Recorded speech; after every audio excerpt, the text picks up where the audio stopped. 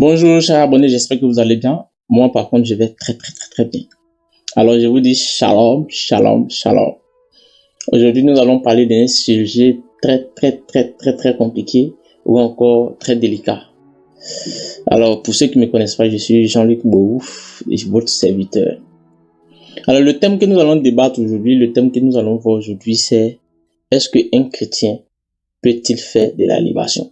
Alors je passais comme ça et j'ai vu une vidéo d'un pasteur qui parlait de la libation d'un chrétien.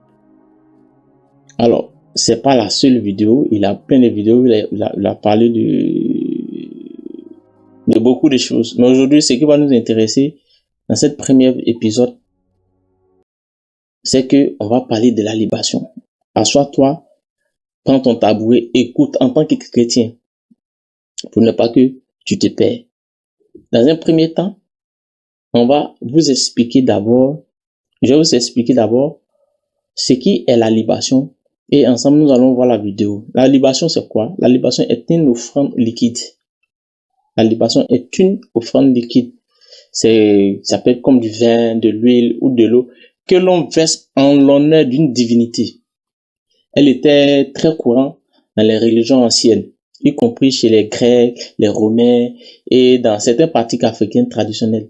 Tu peux me demander, moi-même dans mon village aussi, les gens le faisaient. Mais est-ce que cette pratique-là, elle peut être faite aujourd'hui par un chrétien? C'est là la question. Et sans plus tarder, vous allez avoir une réponse d'un pasteur dans cette vidéo. Et regardez cet élément de vidéo pour que vous compreniez d'abord, pour que vous compreniez ce de quoi nous allons parler. Alors, voici la vidéo. Regardons ensemble. Il y a un comportement que Dieu a, que nous sommes venus trouver sur terre, même au village. Le problème, c'est que nous, on a attribué ce comportement de Dieu-là à l'animisme, aux villageois. Pourtant, c'est un comportement biblique. Quand Dieu veut maudire la terre, il ne dit pas terre soit maudit. Regardez ce qu'il fait. Psaume 75, verset 9. Il y a dans la main de l'Éternel une coupe. Pendant que je parle, il faut maintenant te souvenir de ton grand-père ou du féticheur du village. Essaie de voir si c'est pas pareil. Continue. Où fermente un vin plein de mélange et il en verse. Tous les méchants de la terre sucent, boivent jusqu'à la lie. Écoutez bien, Dieu veut punir les méchants de la terre. C'est lui qui les a créés. Vous savez, voilà, regardez la main de Dieu. Il peut faire juste ça, comme le gars dans Avenger. Et puis tout le monde meurt. Dieu peut dire simplement, comme il a dit que la lumière soit, il peut dire que la lumière s'éteigne avec sa bouche, sans rien faire. Dieu n'est pas obligé de prendre une coupe. C'est Dieu. Dieu est la parole. Dieu peut simplement croiser les deux mains derrière et dire, je ne suis plus content des rois de ce monde. Mourez. Mais qu'est-ce qu'il fait? Il prend une coupe, il verse. Est-ce qu'un pasteur qui te demande de prendre de temps en temps du vin fermenté pour verser est un faux prophète? Vous savez ce qu'on dit, quelque chose n'est pas biblique, ça veut dire que cette chose n'est pas écrite dans la Bible. Mais dans la Bible, Dieu même fait des libations. L'image parfaite, c'est Dieu. C'est ce qu'on appelle la loi du méta-langage. Qui es-tu pour combattre la libation? Comment vous réussissez à vivre sans faire de libation? Dites-moi, comment chrétien vous réussissez à le faire?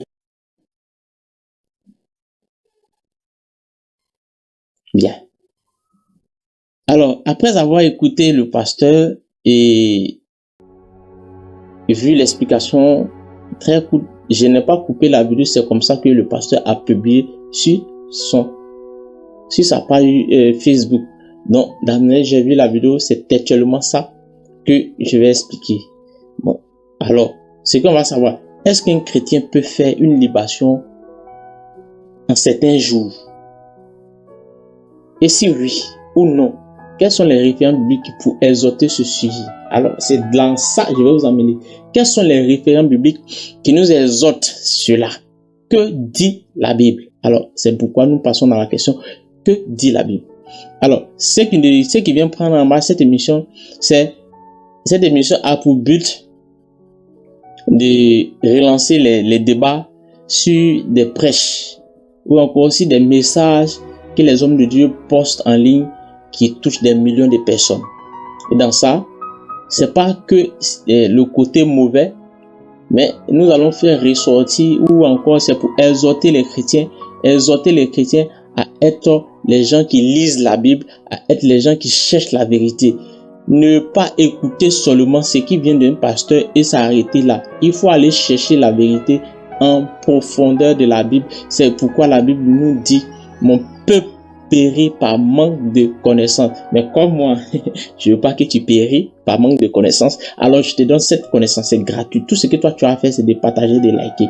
Alors, que dit la Bible sur la libation? Dans l'Ancien Testament, oui, on peut répondre oui. Que la libation se faisait à partir des cultes prescrits par Dieu dans l'Ancien Testament. Écoutez très bien. Elle est prescrite par Dieu dans l'Ancien Testament, en particulier dans le cadre des sacrifices au temple. Est-ce que je me fais bien comprendre? Alors, pour éténuer cela, ou même pour étayer cela, on va prendre un référent biblique pour pouvoir appuyer ça. On va prendre Nombre 15 à partir de verset 5 au verset 10. Que dit? Prenez vos Bibles et lisez. Dans ce verset-là, dans Nombre 15, verset 5, verset 10, vous allez voir que Dieu a prescrit des libations. Donc, même pas d'une seule libation. Il a écrit des libations à base de vin, à verser avec les offrandes brûlées. Ok? Et vous allez encore, on va encore, le passage qu'on va lire, on va partir dans Exode 29, 40. Que dit la Bible? La Bible dit quoi? Avec le premier agneau, tu offriras un deuxième de fleurs de farine pétrie dans un quart de 1 d'huile d'olive pure et une libation d'un quart de 1 de vin. C'est clair. Ça, c'est la recommandation que Dieu donne dans Exode 29 à partir du verset 40. Mais, ce qui est là, c'est que je vais vous dire, mais attention. Car ces rituels faisaient partie de la loi mosaïque. Est-ce que vous comprenez? La loi mosaïque, c'est un système de sacrifice avant Jésus-Christ. Ça, c'est avant Jésus-Christ. Il était une préfiguration du Christ. Vous comprenez? Ça se faisait avant Jésus-Christ. Ce sont des rituels qui se faisaient avant Jésus-Christ. Mais qu'est-ce qui se passe dans le Nouveau Testament à l'arrivée de Jésus-Christ? Parce que nous sommes au temps du Nouveau Testament, nous sommes des rachetés de Dieu, nous sommes des petits Christ, c'est pourquoi on nous appelle chrétiens, nous sommes des petits Christ, donc nous sommes à l'image de Jésus-Christ. Est-ce qu'un chrétien peut-il accomplir ces actes aujourd'hui? Alors nous allons le voir dans Hébreux 10, verset 1 à 10, qui explique que tous les sacrifices et rites de l'Ancien Testament étaient l'ombre de la réalité qui est Christ. Quand vous allez lire, vous allez voir que là, ça explique que l'explication que Hébreux 10, de verset 1 à 10, parce qu'on va pas tout lire, mais quand vous allez lire, ça va vous expliquer que tous ces sacrifices-là et les rites anciennes-là sont de l'homme de la réalité du Christ. C'est-à-dire qu'on dit l'homme de la réalité de Christ, c'est-à-dire que sont derrière. Mais nous allons aller plus loin, où l'apôtre Paul, dans Philippiens 2, à partir du verset 17, où l'apôtre Paul utilise l'image de la libation symboliquement. Voilà comment il utilise. Il dit quoi? Et même si je sers de libation pour le sacrifice et le service de votre foi, j'en suis joyeux. Tu vois, ici, il ne parle pas de pratique d'une libation littérale, mais de se donner totalement pour Christ. Et c'est ce que le Christ nous dit, c'est-à-dire qu'il se donne totalement, c'est-à-dire c'est un martyr, jusqu'à un martyr. C'est pourquoi il dit, il se donne corps et âme. Oui, qu'il disait Paul. Donc, dans le Nouveau Testament, la libation n'est plus une pratique chrétienne. Toutefois, ce qui se fait désormais par l'esprit, non par des rituels physiques. C'est ce que je dis. Je dis, tout sacrifice, toute offrande qui se fait par l'esprit. C'est pourquoi il dit, j'ai oublié le passage, mais il dit, dans les derniers temps, on m'adorera en esprit et en vérité. Alors, quand on voit tout ça là, mais on se pose la question de savoir, et les libations dans les cultures païennes, dans certaines cultures africaines, antillaises, si les libations, si la libation est pour les chrétiens aujourd'hui, et comme on appelle ça, quel sera-t-il des païens? Comment on va différencier entre l'adoration, entre les incantations des païens et l'adoration des chrétiens? Nous allons aller plus loin dans Deutéronome 32, verset 17. La Bible dit que ils ont sacrifié à des démons qui ne sont pas Dieu, à des dieux qui ne connaissent pas. Donc en réalité, les gens, depuis dans l'Ancien Testament, les gens ont commencé à utiliser cette pratique-là pour commencer à adorer d'autres dieux. C'est-à-dire qu'ils ne prennent plus cette pratique-là pour adorer le Dieu, mais ils prennent ces sacrifices-là pour commencer à adorer d'autres dieux. Sinon, dans l'Ancien Testament, la Bible dit clairement Dieu le signifie. Mais c'est ce qui va irriter Dieu.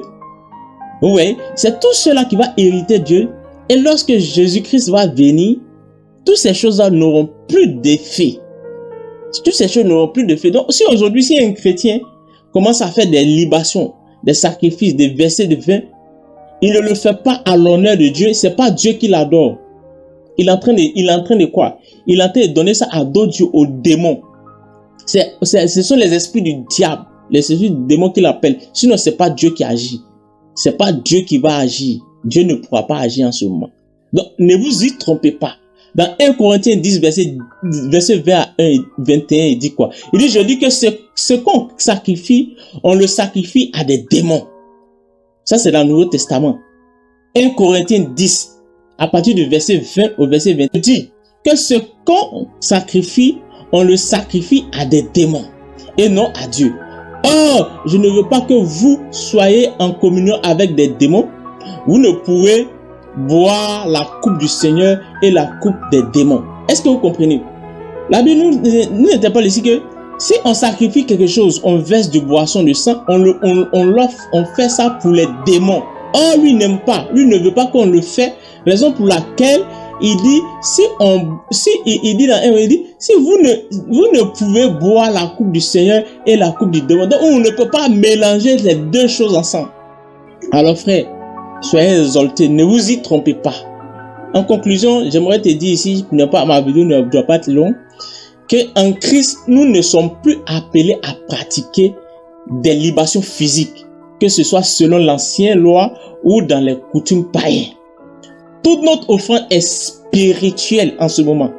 Louange, prière, obéissance, amour, foi et vie consacrée. C'est là que tu vas le retrouver dans Romains 12 à partir du verset 1. Il dit quoi? Offrez votre corps comme un sacrifice vivant, saint, agréable à Dieu. Ce qui sera de votre part un culte raisonnable. Point barre. Donc, chrétien qui m'écoute, un chrétien ne doit pas pratiquer de la libation. Surtout que si elle est liée à des pratiques spirituelles étrangères au Dieu vivant. Et cela est vrai qu'elle soit le jour.